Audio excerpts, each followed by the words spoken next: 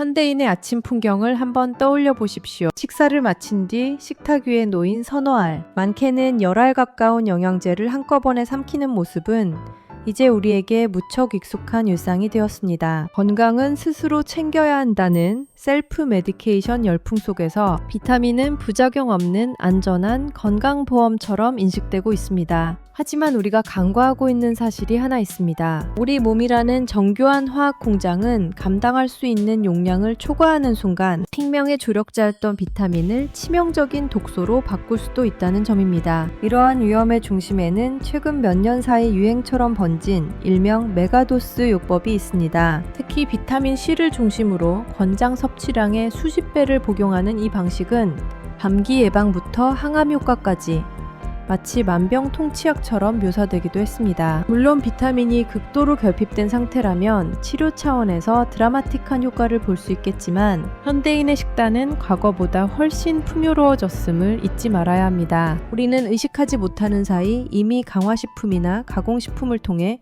상당량의 비타민을 섭취하고 있기 때문입니다. 여기에 추가로 고농축 영양제를 쏟아붓는 행위는 몸에 무리한 과부하를 주는 일이며 우리 몸이 항상성을 유지하기 위해 비상체제에 돌입하게 만듭니다. 문제는 이 처리 과정 자체가 우리 몸의 주요 장기에 돌이킬 수 없는 손상을 입힐 수 있다는 것입니다. 비타민 과다 복용의 위험성에서 가장 먼저 경계해야 할 것은 지용성 비타민인 A, D, E, K입니다. 수용성 비타민이 소변으로 배출되는 것과 달리 지용성 비타민은 지방 조직과 간에 그대로 축적되는 특성이 있습니다. 비타민 A의 경우 시력 보호와 피부 건강에 좋다고 알려져 있지만 과다 복용 시 간 수치를 급격히 높이고 두통과 현기증을 유발합니다. 특히 임신부가 비타민 A를 과잉 섭취할 경우 태아의 기형을 유발할 수 있다는 사실은 이미 의학계의 엄중한 경고로 자리 잡고 있습니다. 최근 면역력의 핵심으로 떠오른 비타민 D 역시 마찬가지입니다. 혈중 비타민 D 농도가 지나치게 높아지면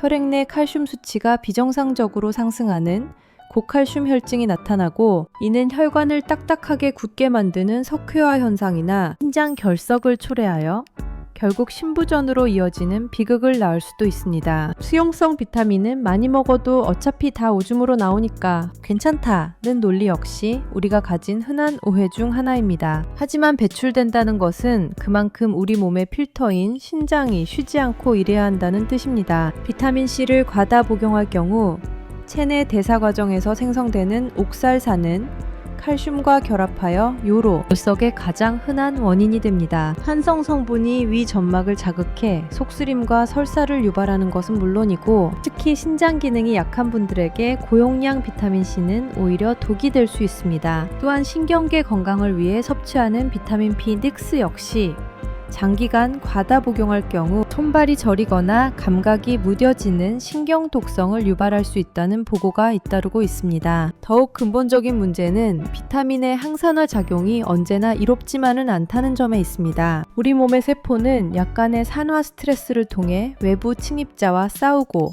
자가 치유 능력을 키웁니다. 그런데 과도한 비타민 섭취로 산화 스트레스를 인위적으로 완전히 제거해버리면 세포는 오히려 방어 체계를 해체하고 무력해질 수 있습니다. 실제로 핀란드와 미국에서 진행된 대규모 역학조사에서는 폐암 예방을 위해 베타카로틴 보충제를 복용한 흡연자 군에서 오히려 폐암 발생률과 사망률이 더 높게 나타난 항산화의 역설이 관찰되기도 했습니다. 내부에서 들어온 인위적인 고함량 비타민이 몸의 섬세한 신호 전달 체계를 교란한 결과였습니다. 비타민의 어원은 라틴어 비타, 즉 생명입니다. 생명을 유지하기 위한 필수 성분이지만 그것이 생명을 위협하는 칼날이 되지 않게 하는 것은 결국 우리 자신의 절제와 올바른 지식에 달려 있습니다. 광고와 SNS에 넘쳐나는 반드시 먹어야 할 영양제 리스트에 더 이상 마음을 빼앗기지 마십시오. 남에게 좋은 것이 나에게는 치명적인 독이 될 수 있다는 사실을 인지하는 것이야말로 진정한 건강관리의 시작입니다. 결국 건강이란 무언가를 끊임없이 더하는 과정이 아니라 불필요한 과잉을 덜어내고